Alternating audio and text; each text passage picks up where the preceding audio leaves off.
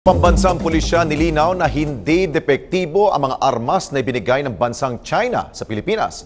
Ang ilan pa nga umano sa mga ito ay maayos na nagagamit ngayon sa bakbakan sa Marawi City. Ang sentro ng balitang yan hatid sa atin ni Eunice Samonte. Walang katotohanan ang mga ulat na palyado ang mga baril na ipinagkaloob ng bansang China sa Pilipinas. Ayon na mismo ito kay ARMM Deputy Regional Director Police Senior Superintendent Rolando Anduyan na direktang ginagamit ang mga rifles sa pakikipaglaban sa naiwang teroristang grupo sa Marawi. Pinahire namin pinaputok namin yung Dragunov, yung sniper rifle coming from China. Okay naman yung performance niya.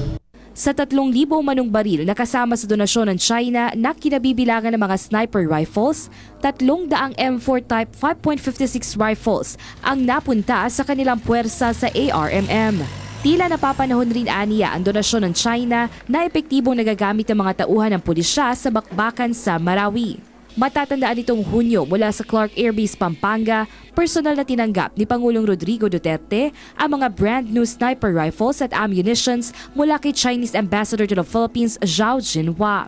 The donation is not big, but it's big in the sense that it marks a new era of relations between our two militaries. And it has come at the right time.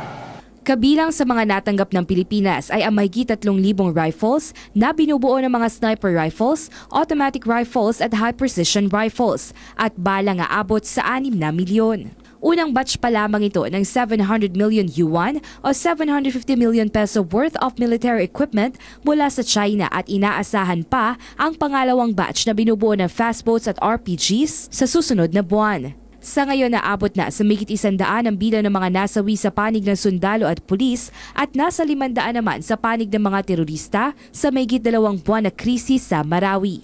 Eunice Samonte para sa Bayan.